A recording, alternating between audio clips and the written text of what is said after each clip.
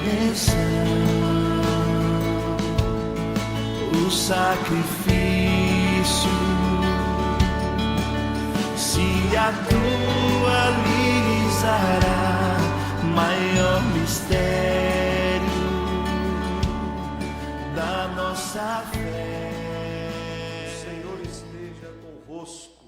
Ele está no meio de nós. Proclamação do Evangelho de Jesus Cristo segundo Marcos. Glória a vós, Senhor.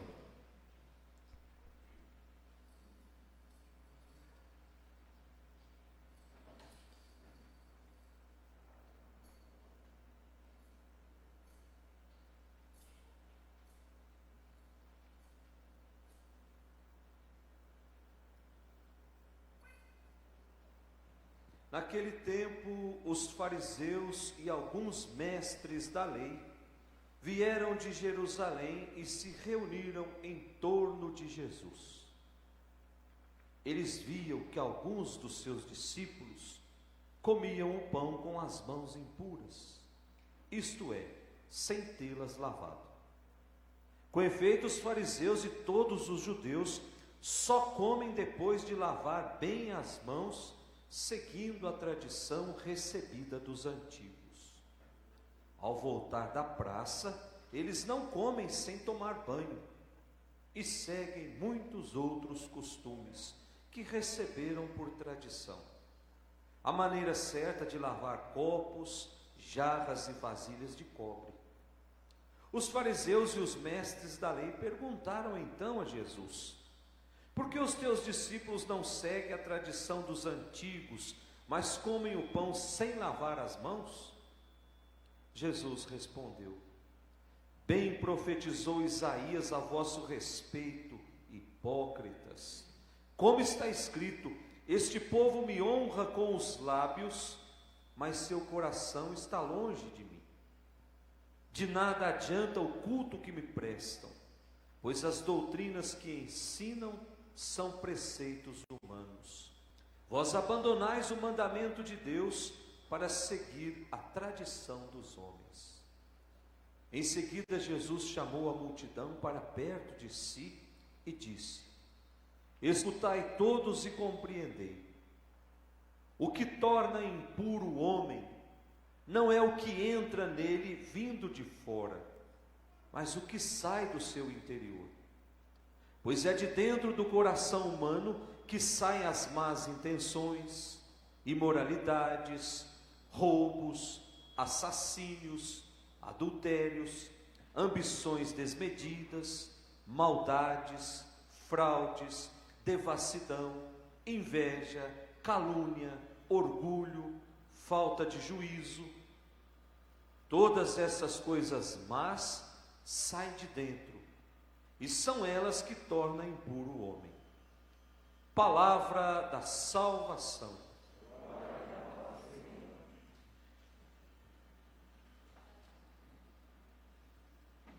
Que as palavras do Santo Evangelho perdoem os nossos pecados. Amém. Podemos sentar.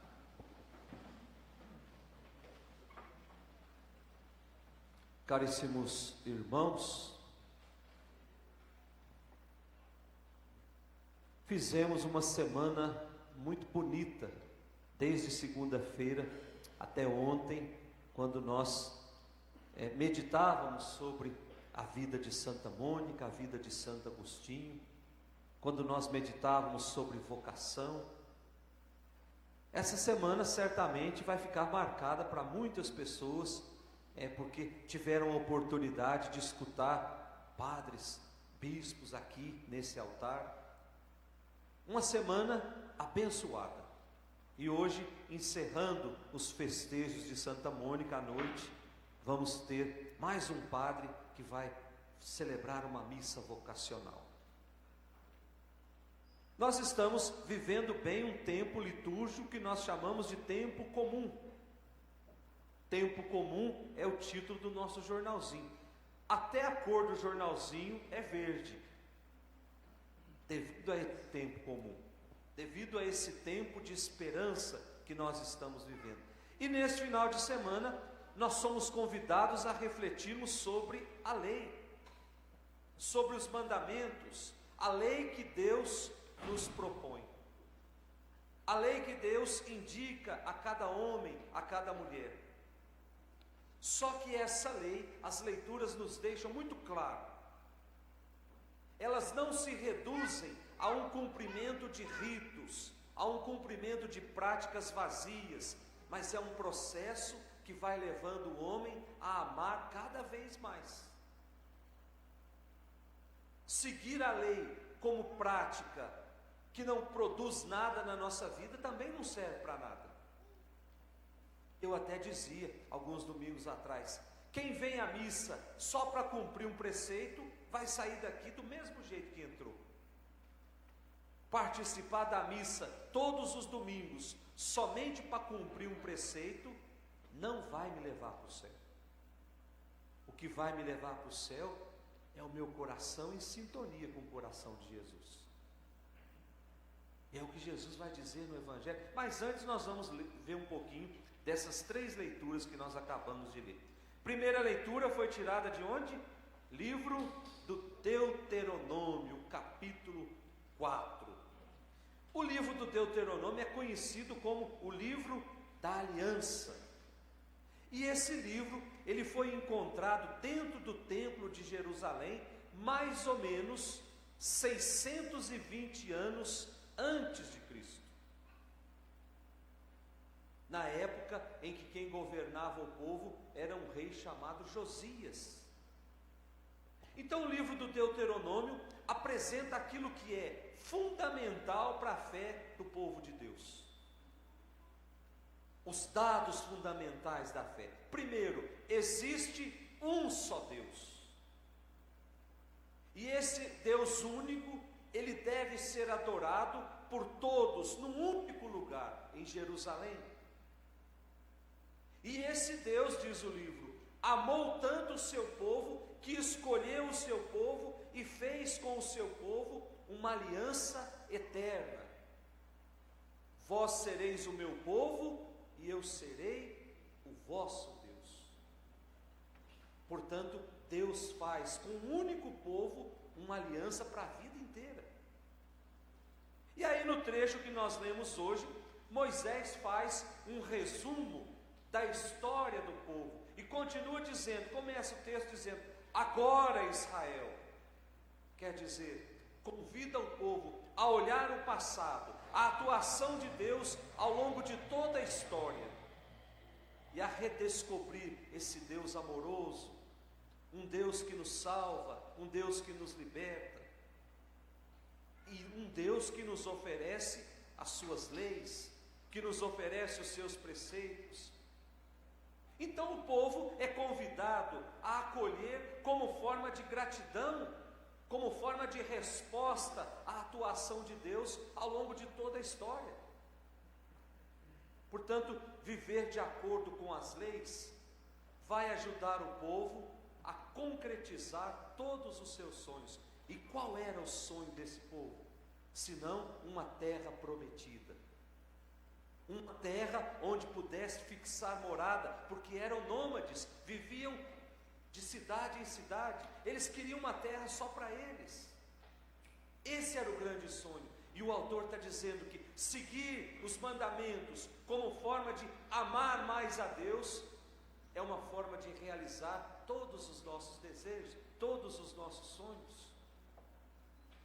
No entanto, diz a primeira leitura, Israel deve ter cuidado para não adulterar essa lei, para não ficar pendurando coisas nessa lei e atribuindo essas coisas a Deus, para não adaptar essa lei para servir os seus próprios interesses.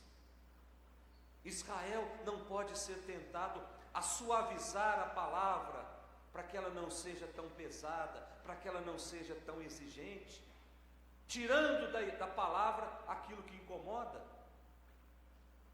Certa vez eu ouvi uma história de um padre aqui em São Paulo, eu não vou falar o nome dele porque não sei se ele está vivo ainda, mas ele era pároco de uma paróquia muito rica, só empresários participavam da missa, E de repente caiu o evangelho de domingo, aquele evangelho que fala que os ricos não iam entrar no reino de Deus. E o padre ficou atormentado, como é que ele ia proclamar esse evangelho se a assembleia era só de empresários? Aí ele foi no bispo perguntar para o bispo se o bispo podia mudar o evangelho só naquele domingo. Aí o bispo falou: não pode. Aí o que ele fez? Ele proclamou o evangelho em latim. Aí ninguém entendeu nada e passou por isso. Quer dizer, tentando suavizar a palavra. A palavra não foi feita, não foi escrita para passar mel na boca de ninguém. Quem modifica a palavra por interesse próprio está deturpando a palavra de Deus. A palavra de Deus precisa gerar no nosso coração o desejo de mudança. Caso contrário, nós vamos ser hipócritas a vida inteira, fingidos a vida inteira. Quando a palavra encontra no nosso coração terra fértil, ela vai produzir frutos. Mas para que isso aconteça, até a metáfora do pé de uva, ela é muito sugestiva para esse texto. Um pé de uva que não é cortado, ele tende a diminuir o tamanho do cacho até não dar mais uva. E quando a gente corta aqueles excessos, todo ano ele produz 50 anos cachos de uva grande. Assim somos nós. Deus precisa cortar muitas coisas que crescem no nosso coração, senão a palavra dele não vai crescer. Senão não vai dar frutos. Nós podemos até nos apresentar como uma árvore bonita, mas uma árvore que não produz nada. Está tudo muito claro, minha gente.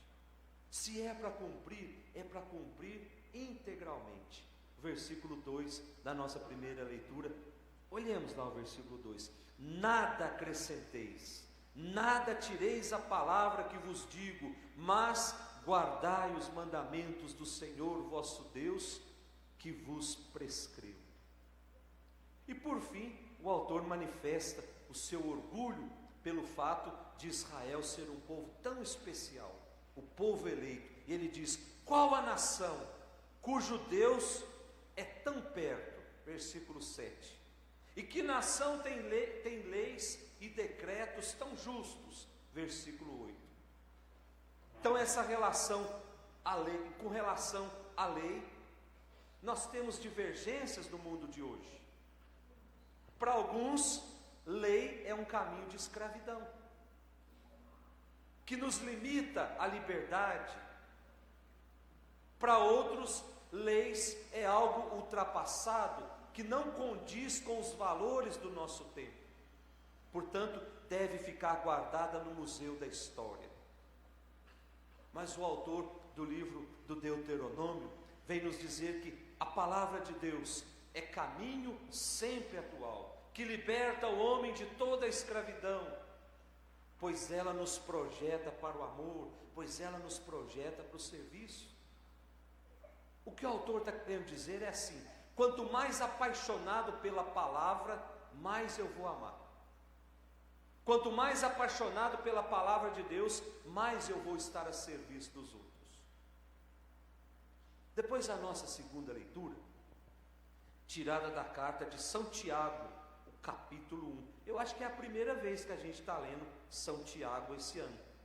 O autor fala que a palavra de Deus, e aí ele vai elencando essa palavra, os vários aspectos relacionados com a forma com que cada cristão deve ver e acolher a palavra de Deus. E aí lá no versículo 17 ele diz: todo dom precioso e toda dádiva perfeita vem do alto, desce do Pai das luzes. Ou seja, está dizendo que Deus nos oferece continuamente os seus dons.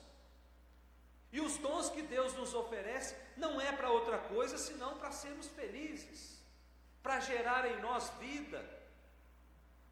E cristão iluminado por esses dons, pela palavra da verdade que vem de Deus, e ele diz: o Pai das luzes, aquele que ilumina tudo.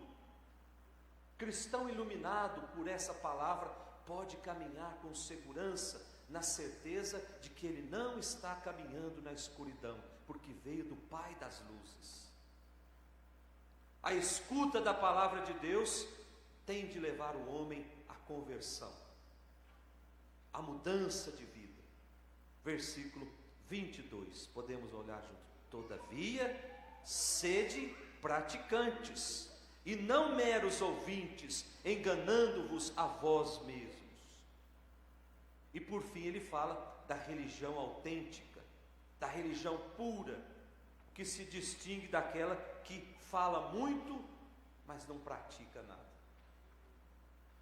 Como deve ser estranho para uma pessoa ser conhecida como uma pessoa que fala bonito, mas não vive nada daquilo que ela fala. Prega que é uma beleza, faz belos sermões, mas no dia a dia não é capaz de viver nem um pouquinho daquilo que ele pregou. Portanto, a escuta da palavra de Deus tem que nos projetar para a ação, tem que nos projetar para o compromisso, tem que nos fazer passar de uma religião legalista, de uma religião superficial, a uma religião de compromisso. E por fim, o nosso evangelho de hoje, o evangelho de São Marcos, o capítulo 7. O evangelista nos apresenta Jesus como o Messias, que anuncia o reino de Deus, o Messias que percorre toda a Galileia, anunciando essa boa nova. Só que a proposta de Jesus, ela provoca alguns grupos de judeus. Ela provoca os fariseus, provoca os doutores da lei. E esses grupos, eles já tinham tido em vários momentos a oportunidade de esclarecer tudo com Jesus, a oportunidade de se encontrar com Jesus. Só que esse grupo não tinha coragem de falar abertamente para Jesus. É por isso que ele sempre ficava arrumando alguém para levar o problema para Jesus, para que Jesus pudesse ficar desmoralizado. Eram falsos, fingidos. Onde Jesus estava lá um grupo de judeu, um grupo de fariseu, quieto, mas dentro da cabeça ficava processando coisas para atacar Jesus, usando outras pessoas. Quando a gente fala isso, a gente começa a lembrar de gente, né? Pessoas que não têm coragem de falar e começam a arrumar gente por trás para poder brigar com os outros. Era igualzinho esses fariseus. E nesse episódio de hoje, como não conseguem criticar Jesus, olhando nos olhos de Jesus, o que eles fazem? Começam a criticar os discípulos de Jesus. Olha lá, ó, eles não seguem a tradição, eles não estão lavando as mãos, eles não seguem a tradição dos antigos.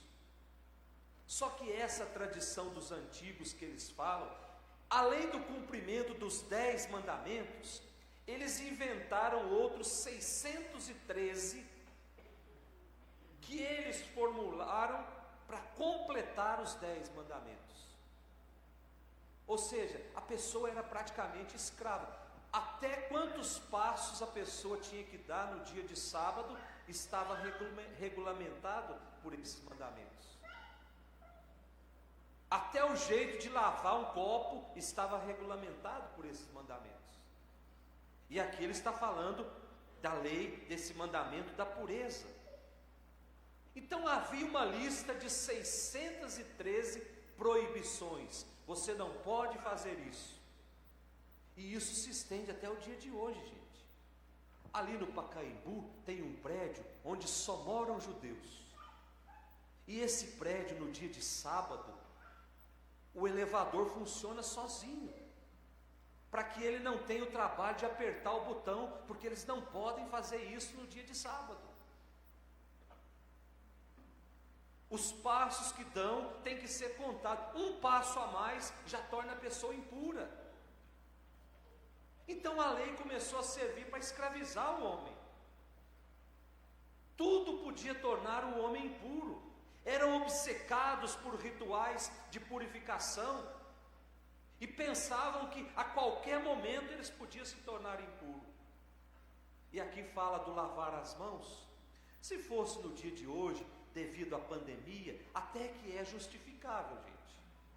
Mas não lavavam a mão por higiene, lavavam para cumprir um ritual. E na Galileia, eles tinham certeza absoluta que quem morasse na Galileia, você não podia nem se encontrar com quem morasse na Galileia, porque quem mora na Galileia tem contato com o mundo pagão, então todos lá são impuros. Da Galileia pode vir alguma coisa que presta. Lembra quando falaram isso de Jesus? Já pensando nisso? Então eram praticamente e ficavam escandalizados quando alguém não cumpria a regra. E nesse evangelho se escandalizaram com os discípulos de Jesus. E aí Jesus também não cria confusão com eles. Jesus aproveita o episódio para denunciar esse tipo de religião que consiste somente em ficar repetindo o gesto. O versículo 6 do nosso evangelho de hoje. Jesus respondeu: bem profetizou Isaías a vosso respeito, hipócritas. Como está escrito: este povo me honra com os lábios, mas seu coração está longe de mim. E aí ele completa no versículo 7: de nada adianta o culto que me prestam, pois as doutrinas que ensinam são preceitos humanos. Gente, para o judeu na época de Jesus, o mais importante era parecer, não era ser. Jesus vem dizer que o mais importante é ser, não é parecer. Eu não preciso parecer que eu sou cristão, eu preciso ser cristão. Eu não preciso parecer que eu sou um seguidor de Jesus Cristo, eu preciso ser seguidor de Jesus Cristo. Antigamente, quando há uns 10 anos atrás, de longe você identificava uma pessoa evangélica. Ela usava aquele saião lá embaixo, aquele cabelão amarrado aqui em cima, parecia uma maçã aqui em cima da cabeça.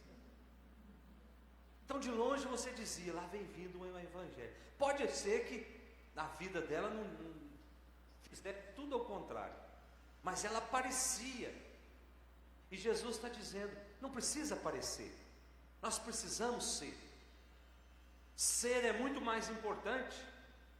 Eu não preciso vestir a máscara da religião, eu preciso fazer a vontade de Deus na minha vida. Religião que vive só de aparências é uma grande mentira. Religião que vive de aparências é uma religião falsa, é uma religião de hipócritas, mesmo que se revista de ares de santidade, mesmo que se revista de ares de piedade. E aí Jesus termina dizendo, lá no versículo 15, o que é que torna um homem não merecedor do reino de Deus? Não é o que entra nele, vindo de fora, mas é o que sai do seu coração, é o que sai lá de dentro. Gente, a verdadeira religião não passa pelo cumprimento de regras que escravizam o homem, mas passa por uma autêntica conversão do coração, que leva o homem a deixar a vida velha e se transformar num homem novo. E aí Jesus termina dizendo, o que torna impuro não é o que vem de fora, mas é o que sai. É lá no coração humano que saem as más intenções, é lá no coração do homem que se gesta a imoralidade, os roubos, assassínios, adultérios, ambições desmedidas, maldades, fraudes, devassidão, inveja, calúnia, orgulho, falta de juízo. E aí a gente pode completar a lista: fofoca, corrupção. Cada um pode acrescentar uma coisa nessa lista. Tudo isso nasce lá dentro do coração. Por isso a insistência de Jesus em dizer que nós precisamos curar o nosso coração. Coração curado é sinal de que dali vai sair a bênção. Coração que não é curado leva a pessoa a viver o fingimento a vida toda, mostrar para o outro que é um bom cristão, mas o coração não condiz com aquilo que aparenta ser. Então nós precisamos pedir essa graça todas as vezes que a gente senta em torno desse altar. A graça de mostrar para o mundo um coração transformado, um coração que se aproximou de Jesus e se deixou encantar com Jesus, um coração que bate as batidas do coração de Jesus. Não podemos fazer das leis algo absoluto, pois elas podem representar para cada um de nós o fim, não o começo. Peçamos nessa Eucaristia que Deus nos dê essa graça, que o nosso coração possa de fato ser um coração configurado ao coração de Jesus. Em nome do Pai, do Filho, do Espírito Santo. Vamos celebrar.